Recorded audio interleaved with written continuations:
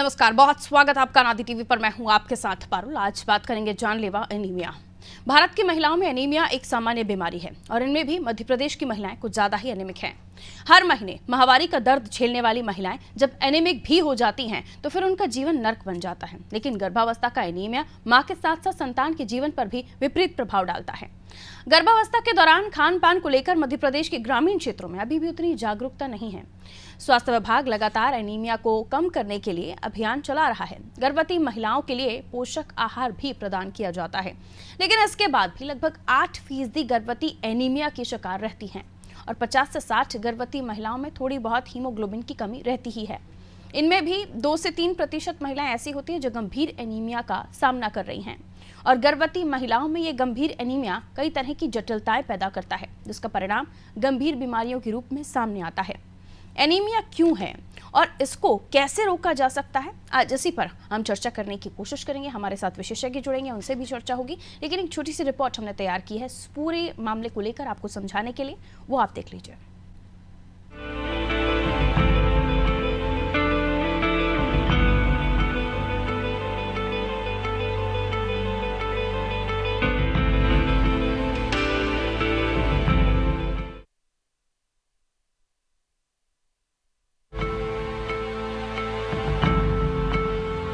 मध्य प्रदेश की 50 से 60% गर्भवती महिलाएं हीमोग्लोबिन की कमी से जूझ रही हैं और प्रदेश में लगभग 8% गर्भवती महिलाएं ऐसी हैं जो एनीमिक हैं और इनमें भी 2% महिलाएं गंभीर रूप से एनीमिक हैं।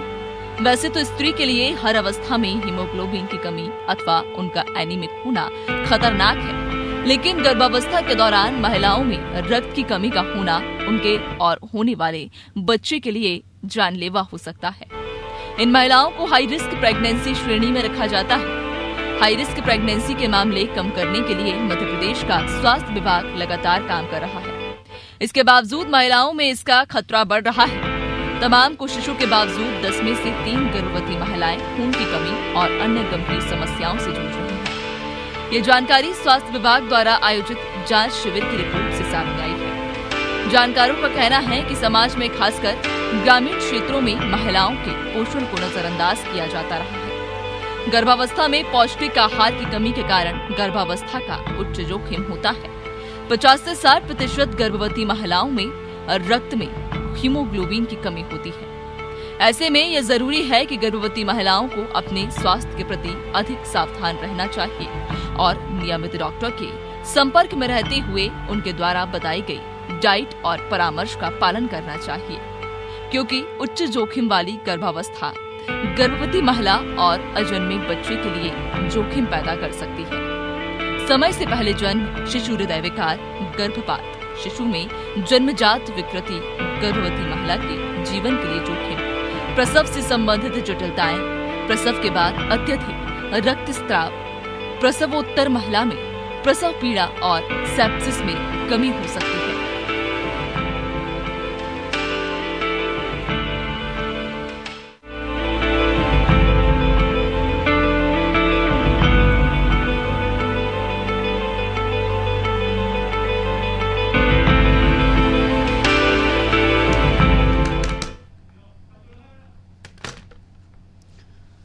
क्यों कहते हैं कि पुरुषों और महिलाओं में अंतर होता है? उनकी न केवल उनके शरीर में बदलाव होता है, बल्कि महिलाओं के सामने चुनौतियां भी उससे कम नहीं होती हैं। और सबसे बड़ी दिक्कत यह है कि हर महीने महिलाओं के शरीर से बहता हुआ खून किसी को ज़्यादा होता है, किसी को कम होता है, लेकिन वो शरीर का खून ही होता है जो आपके शरीर से निकल रहा होता है। उसे ज़रूर अलग अलग तरह के परिभाषाएं देकर समझाने की कोशिश होती है, लेकिन उस वक्त जो तकलीफ, जो दर्द होता है, वो एक महिला ही समझ सकती है। और उसके बाद जब वो गर्भावस्था में आए, वो उस वक्त का पीरियड या उस वक्त का समय वो काफ़ी खुशी भरा होता है। लेकिन उस वक्त अगर महिला अपने शरीर की देखभाल अच्छे से करती है, अपनी हेल्थ का ध्यान अच्छे से रखती है, तो उसे डिलीवरी के टाइम पर कोई दिक्कत नहीं होती। लेकिन अगर यहाँ हम अगर ग्रामीण अंचल की महिलाओं का जिक्र कर रहे हैं तो उनके कामकाज की जिम्मेदारी ज़्यादा होती है, उनका फिजिकल वर्क ज़्यादा होता है और उसके बाद उनकी सेहत में या उनके खान पान में उतना जागरूकता नहीं होती कि उन्हें अच्छा खाना चाहिए जो आपके ब्लड को बढ़ाए, उस तरह की चीज़ों का सेवन करना चाहिए, प्रोटीन डाइट लेना चाहिए। शायद इसलिए भी हम देखते हैं कि सरकारें प्रोटीन को लेकर या फिर पोषण आहार जो है आंगनबाड़ियों में भी उपलब्ध होता है उसको लेकर ज़्यादा दिखाई देती हैं। लेकिन एनीमिक होना, इसके पीछे क्या सिर्फ बॉडी में ब्लड कम होना या हीमोग्लोबिन होना ही कारण है? और भी क्या कारण हो सकते हैं? और एनीमिक होना है क्या, ये कितना गंभीर है? कई ऐसे छोटे सवाल हैं लेकिन बहुत बड़े हैं, क्योंकि ये जानलेवा भी कई बार साबित हो जाते हैं और जब गंभीर एनीमिक हो जाए तो बहुत दिक्कत हो जाती है। और अब हम देख रहे हैं, छोटी ही उम्र से हम देख रहे हैं जब बच्चियों को पीरियड जाना शुरू हो जाते हैं और फिर उसके बाद हर महीने ये प्रक्रिया चलती है, तो इसका एनीमिया से भी कोई ताल्लुक है? क्योंकि ब्लड लॉस तो हो ही रहा है। आइए हमारे साथ जो मेहमान जुड़े हुए हैं उनसे आपका परिचय करा देती हूँ, उसके बाद इस चर्चा को आगे लिए चलेंगे, उनसे जानने की कोशिश होगी। डॉक्टर साहब हमारे साथ जुड़े हुए हैं, डॉक्टर JP पालीवाल, बहुत स्वागत सर आपका अनादि टीवी में। डॉक्टर मोनिका हमारे साथ जुड़े हुए हैं, गायनेकोलॉजिस्ट हैं, डॉक्टर मोनिका आपका भी वेलकम करती हूँ। सोनाली जी हमारे साथ जुड़ी हुई हैं, बहुत बहुत स्वागत, डाइटिशियन हैं आप, सोनाली मल्होत्रा जी हमारे साथ जुड़ी हुई हैं। डॉक्टर साहब हमारे साथ जुड़े हुए हैं, मैं उनके पास भी जाऊँगी। सबसे पहले मैं मोनिका जी आपके पास आ रही हूँ। डॉक्टर मोनिका क्या बताएंगे, एनीमिया क्या है, क्यों होता है और ज़्यादा इसके जो मामले हैं वो ग्रामीण अंचलों से क्यों निकलकर सामने आते हैं? क्या वाकई इसका मेंसेस से कोई लेना देना है या नहीं है? डॉक्टर मोनिका। नमस्कार। आपने जो सवाल किए हैं, पहले हम उसको फर्स्ट स्टेप पे चलते हैं कि अनीमिया क्या है। जी। अनीमिया मतलब खून की कमी, और इसको नापा जाता है हीमोग्लोबिन के जरिए। तो हीमोग्लोबिन जब 8 ग्राम पर डेसीलीटर से कम होता है बॉडी में, तो इस पेशेंट को अनीमिक कहा जाता है।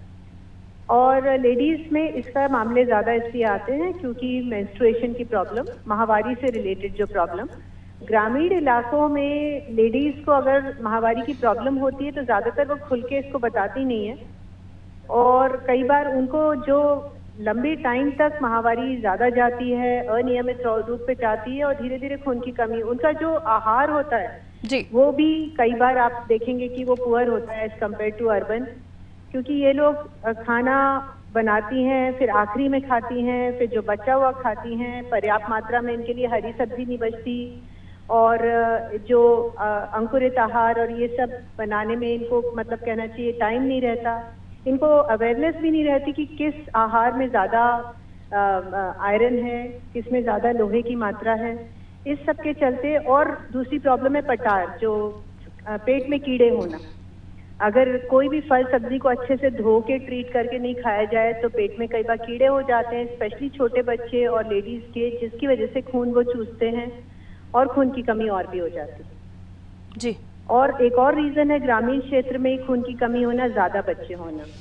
अर्बन लेडीज के 1 या 2 बच्चे होंगे, ज्यादा से ज्यादा, कभी आजकल तो कोई 3 करता नहीं है, लेकिन अभी भी ग्रामीण इलाकों में आप देखेंगे 2, 3, कई बार 4 बच्चे।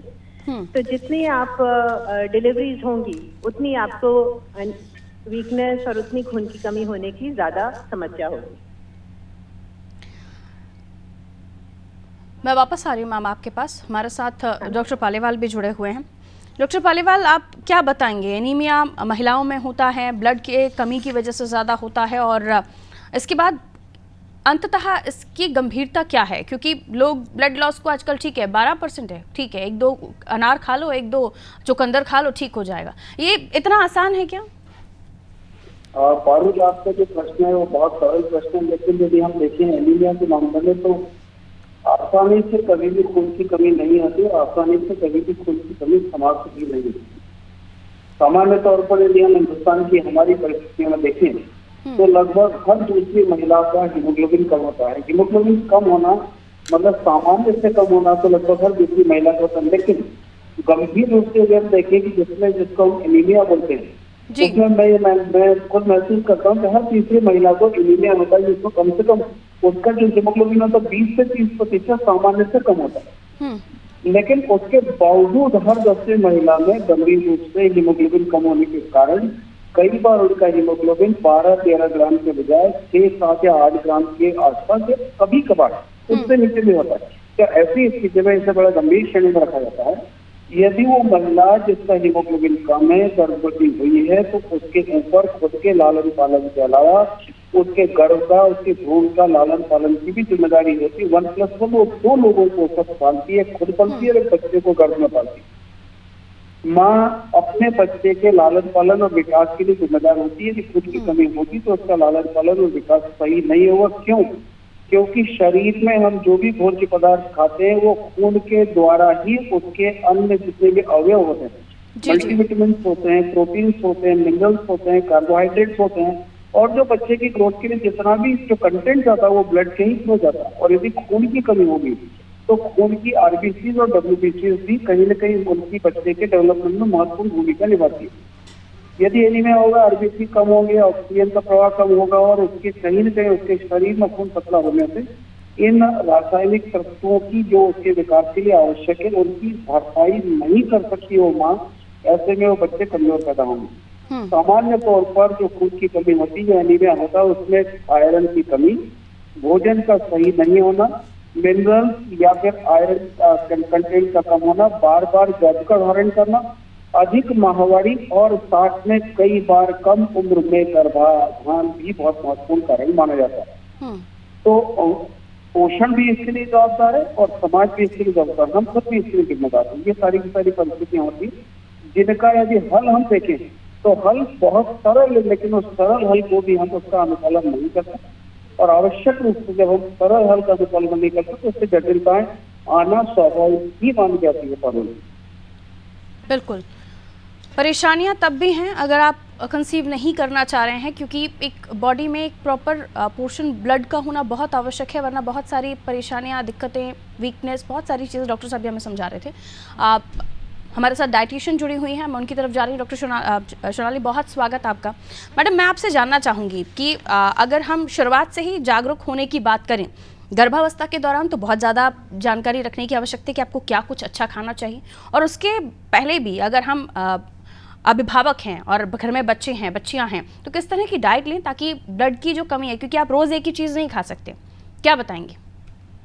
बहुत अच्छा सवाल है आपका कि सिर्फ प्रेगनेंसी में ही नहीं, शुरू से ही for a girl when she is adolescent, उसी टाइम से उसका ध्यान खाने का और न्यूट्रिशन का और आयरन लेवल्स वगैरह मेंटेन करके चलना चाहिए। बिल्कुल। और ये जब एक शादी हो जाती है लड़की की, तो जब वो प्लान करते हैं बच्चे का प्रेगनेंसी, तो 6 महीने 1 साल पहले ही उनको अपने विटामिन लेवल, मल्टीविटामिन की गोलियां, कैल्शियम, B12, इन सब का अपना ध्यान शुरू कर देना चाहिए प्री प्रेगनेंसी। उससे फिर ये जो प्रेगनेंसी में जो अनीमिया और माल न्यूट्रिशन होता है और जो प्रॉब्लम्स गिरता है हीमोग्लोबिन, वो नहीं होगा। और अगर आप जनरली कैसे मेंटेन करें अपना हीमोग्लोबिन फॉर फीमेल्स, मतलब ग्रामीण हो चाहे इवन शहर में, तो इतनी आराम से छोटी छोटी चीजें हैं जो हमेशा अपनी डाइट में आप इन्वॉल्व कर सकते हो। जैसे गुड़ हुआ और रागी आटा, आप बच्चों को भी खिला सकते हैं और प्रेग्नेंट लेडीज भी, और वैसे सब लोग अगर आटे में अपने रागी मिला लिया, रागी का हलवा बना लिया या आटे में मिला दिया, तो उससे बहुत हीमोग्लोबिन मेंटेन रहता है। और हीमोग्लोबिन सिर्फ एक अकेला नहीं है कि पालक खा लिया, अनार खा लिया और बीटरूट, हमको फॉलिक एसिड और B12, डेयरी प्रोडक्ट्स, इन सब भी एक दूसरे से जुड़े हुए हैं। और सबसे बड़ी चीज है विटामिन सी। सब लोग क्या करते हैं, ये गाजर, चुकंदर और ये सब, जैसे डॉक्टर साहब बोल रहे थे, ये सब तो सब खा लेते हैं, आयरन की गोलियां भी खा लेते हैं कभी कभी, लेकिन वो आयरन एब्जॉर्ब ही नहीं होगा अगर विटामिन सी की मात्रा भी ठीक नहीं होगी बॉडी में। बिल्कुल बिल्कुल। तो ये छोटे छोटे कॉम्बिनेशन है खाने में, और शुरू से ही एक अच्छा खाना खाएं, मतलब मतलब ऐसा नहीं है कि सिर्फ विटामिन और ये फ्लैक्स सीड्स वगैरह, नट्स हैं, वो तो सभी कुछ खा सकते हैं, लेकिन एक गुड़ और ये आपका क्या चिक्की होती है, मूंगफली, उसमें भी आपको प्रोटीन और वो हीमोग्लोबिन और आपको सब मात्राएं आपकी न्यूट्रिशन की मिल सकती हैं। तो बेसिक चीजों को हम लोग ना भूलें जो डेली यूज की होती थी, और चीनी की जगह गुड़ डालें, और रागी, जैसे मैं कह रही हूँ, विटामिन B12 जैसे डेयरी प्रोडक्ट, दूध, पनीर, अंडा, जो वेजिटेरियन है वो सोया वगैरह भी खा सकते हैं। तो एक टोटल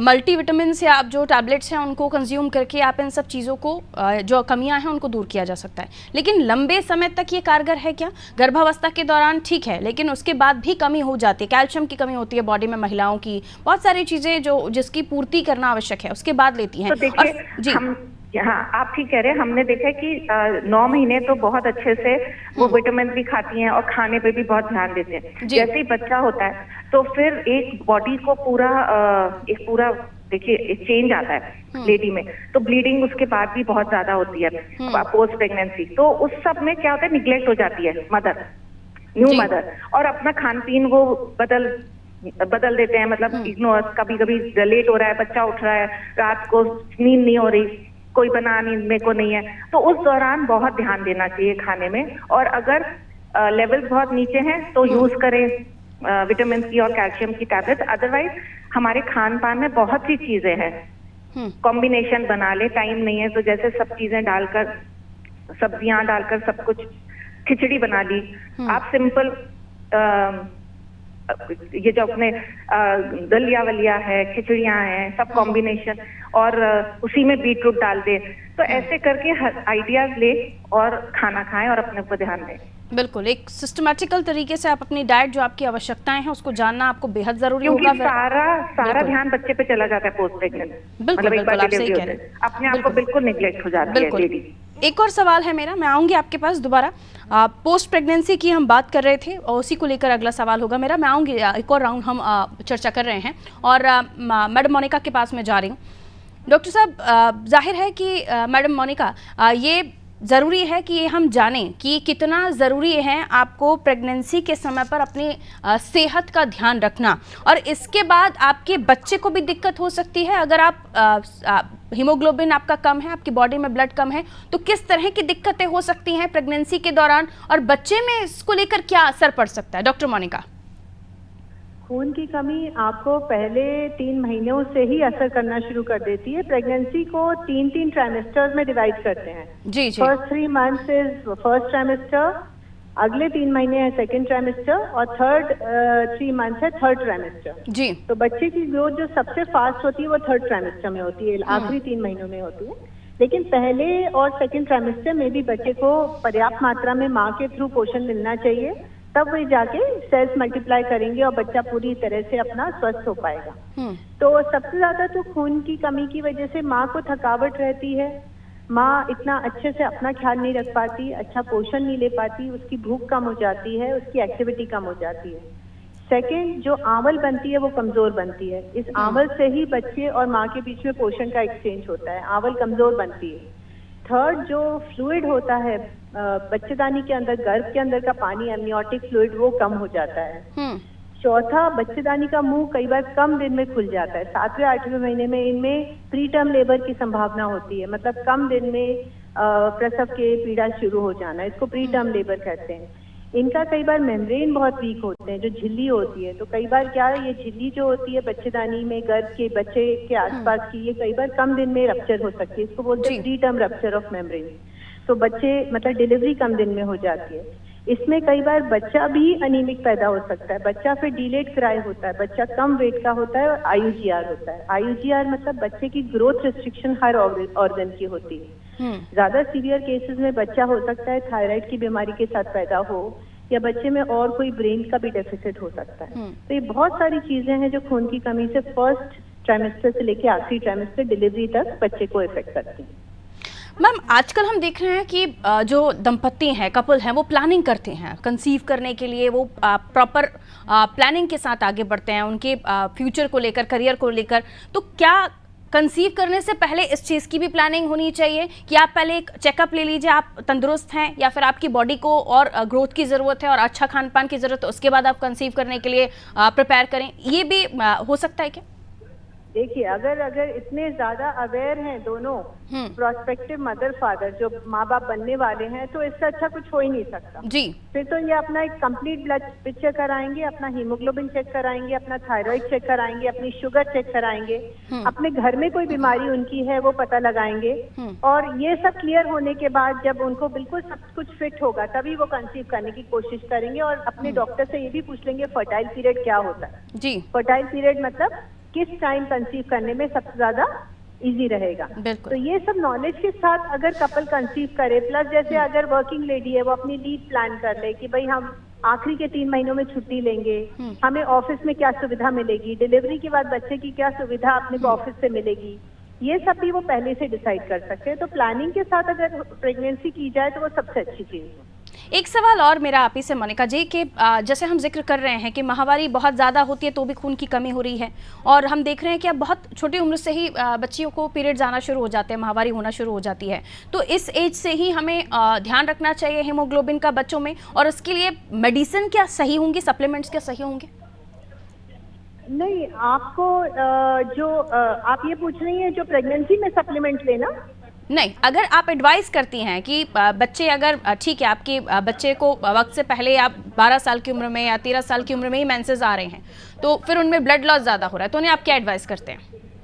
नहीं, इसमें सप्लीमेंट लेना जरूर, मतलब अगर आप स्पेशली आपकी डाइट अगर डेफिशिएंट है और आपको लग रहा है कि आपकी डाइट में प्रोटीन की कमी है या आपके डाइट में आयरन की कमी है, तो सप्लीमेंट्स लेना स्पेशली इंडियन डाइट के साथ अच्छा है, क्योंकि अपने डाइट में थोड़ा egg, non vegetarian food, grain, seeds ये कम होती हैं। और जो लेडीज बहुत ज्यादा इसके बारे में कॉन्शियस है कि भाई सुबह हमें थोड़ा सा ड्राई फ्रूट लेना है, अलसी की सीड्स लेनी है, थोड़ा मक्का लेना है, थोड़ा बाजरा लेना है, हर तरह का स्प्राउट्स लेना है, थोड़ा सा मिल्क लेना है, तो फिर आप कोरोना के बाद से बहुत ज्यादा ऐसे जागरूकता आई है, लेकिन फिर भी डॉक्टर साहब, जेपी पालीवाल साहब आपसे, क्योंकि हम जब देखते हैं ग्रामीण अंचलों में, एक तो वो हर 3 महीने में पहुंचते हैं, जब आपने कंसीव किया आप हर 3 महीने में चेकअप के लिए पहुंचते हैं, लेकिन ग्रामीण अंचलों से कई बार आप लोगों के पास जो केसेस आते हैं उसमें पता चलता है कि पूरा 8 महीना तो दिखाए नहीं, 9वें महीने में प्रॉब्लम हो गई, डिलीवरी के टाइम पर ही सीधा आपके पास पेशेंट पहुंचा है। ऐसी भी कई स्थितियां होती हैं, उन्हें आप क्या जवाब देना चाहेंगे? और आप डाइट के मामले में कितना अग्री करते हैं मोनिका जी से, सप्लीमेंट्स? पारुल, यहाँ मोनिका जी ने, डॉक्टर मोनिका ने जो बातें बताई बेहद संजीदा तरीके से बहुत अच्छे बताई जी, और मैं समझता हूँ बहुत सरलता से बताई, लेकिन फिर भी मैं इतना कहूँगा, जो आपका प्रश्न है, एक निरोगी माँ निरोगी बेटे को जन्म देगी, और यदि माँ का स्वास्थ्य संपूर्ण स्वास्थ्य नहीं है तो ऐसी परिस्थिति में उसका एक स्वस्थ बच्चा पैदा होने की संभावनाएं कम रहती है। बिल्कुल। और स्वास्थ्य के बारे में जैसा अक्सर कहा जाता है कि खून की कमी हुई तो एक अनार खा लो, चुकंदर खा लो, ऐसा नहीं है। One step for health is very, मैं समझता हूँ one step for health is not advisable. आपको मेरी स्टेप से डेली स्टेप पर जाना ही पड़ेगा कि हर दिन हम इसमें कुछ न कुछ करें और हर दिन हम कुछ न कुछ सावधानी भी रखें। सही उम्र में गर्भ धारण हो, गर्भ एक प्रत्येक महिला में 2 या 3 अधिकतम 4 से ज्यादा गर्भ ना हो, गर्भ में कम से कम 3 साल का अंतर हो, खान पान सही हो, जैसे बोले कंप्लीट फूड। अब कंप्लीट फूड में सही मात्रा में प्रोटीन, सही मात्रा में कार्बोहाइड्रेट, सही मात्रा में mineral, fat, iron, calcium, magnesium इत्यादि जितनी भी चीजें शरीर के लिए जरूरी होती है वो सब होना ही चाहिए। उसके साथ एक किसी भी मनुष्य का यदि उसमें महिला का यदि उसमें कोई वंशानुगत किसी प्रकार का रोग है, जैसे ब्लड प्रेशर हुआ, थायराइड हुआ, ओबेसिटी हुआ या कोई और प्रॉब्लम हुआ, तो उसको वंशानुगत रोगों के लिए और खासकर उसका ब्लड ग्रुप के लिए भी उसका चेकअप होना चाहिए। सामान्य तौर पर कभी कभार ब्लड ग्रुप नेगेटिव होता है, ऐसी परिस्थिति में कॉम्प्लिकेशन ज्यादा होती है। जैसा आपने बोला कि सामान्य तौर पर ग्रामीण क्षेत्र से 8 महीने का जब गर्भ होता तब महिला आती है, सही। कभी कभार तो वो सीधे डिलीवरी के लिए जब उनको लेबर पेन होता है या वो लेबर पेन में भी जब कॉम्प्लिकेशंस होते हैं तब आती हैं।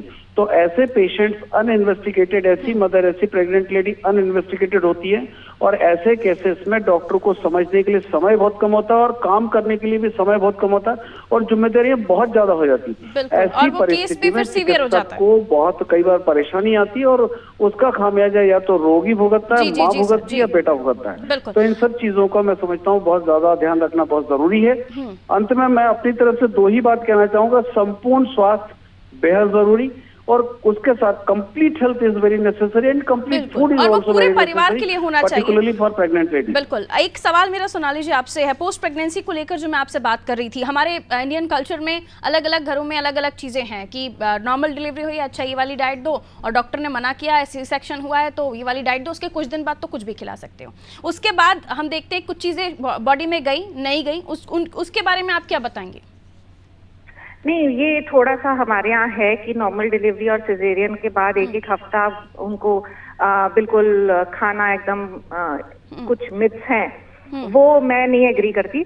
आप दूसरे दिन अगर आपका सब पैरामीटर्स सही हैं सिजेरियन के बाद भी, तो आप नॉर्मल डाइट खा सकते हैं, पूरी नॉर्मल डाइट शुरू कर सकते हैं। जरूरी नहीं है कि सिर्फ दाल का पानी पिला रहे हैं या सिर्फ पतला खिचड़ी ये पूरे एक हफ्ते। वेट लॉस का ट्रेंड है मैडम, उसमें आप क्या बोलेंगे? अब तो वेट लॉस करना है, बच्चा हो गया, अब वेट लॉस पे जाना है, वहां पे एनीमिया कितना एंटर कर सकता है, कितने चांसेस होते हैं?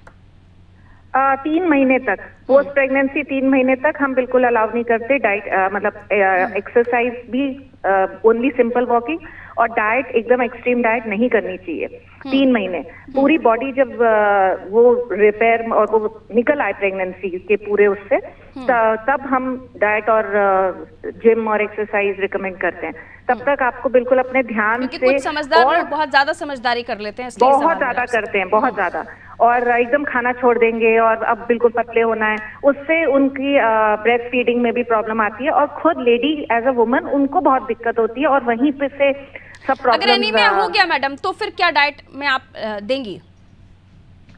अनीमिया हो गया पोस्ट प्रेगनेंसी, या वैसे जनरली भी हम लॉट्स ऑफ फ्रूट्स, पपाया, अनार, बीटरूट, ग्रीन लीफी वेजिटेबल्स, और नट्स, डेट्स, वॉलनट, गुड़ की चिक्की, जैसे मैंने कहा गुड़ यूज करें, सिंपल अगर ग्रामीण में सारी है तो चीजें कुल मिलाकर आपके घर में है। सही डाइट का सेवन बेहद जरूरी है, और सही सलाह के साथ, क्योंकि समय इजाजत नहीं देता, तो मुझे आप लोगों से परमिशन लेनी होगी। रागी एक बहुत अच्छी चीज है जो लोग यूज कर सकते हैं, सस्ती भी है, ग्रामीण में भी मिलती है, और बहुत जल्दी हीमोग्लोबिन और खून को बढ़िया न्यूट्रिशन करके बढ़ाती है। बिल्कुल, बहुत बहुत शुक्रिया आप तीनों का हमारे साथ चर्चा में जुड़ने के लिए। तो एक बहुत ही इंपॉर्टेंट सब्जेक्ट, एक बहुत ही इंपॉर्टेंट टॉपिक जिसको लेकर हम चर्चा कर रहे थे, एनीमिया, जिसमें हम देखते हैं कि कई सारी ऐसी महिलाएं जिन्हें शायद पता भी नहीं कि उन्हें एनीमिया है, वो सोचती है मेरा सर दुख रहा है, मुझे वीकनेस फील हो रही है, मुझे टायर्डनेस हो रही है। उसके पीछे भी आपका बॉडी में जितना क्वांटिटी ब्लड का होना चाहिए वो शायद उससे कम है, और अगर सीवियर हो जाता है तो 6 ग्राम और उससे भी नीचे जा सकता है। ऐसे में आप खासतौर पर जब गर्भावस्था में ये समस्या हो जाए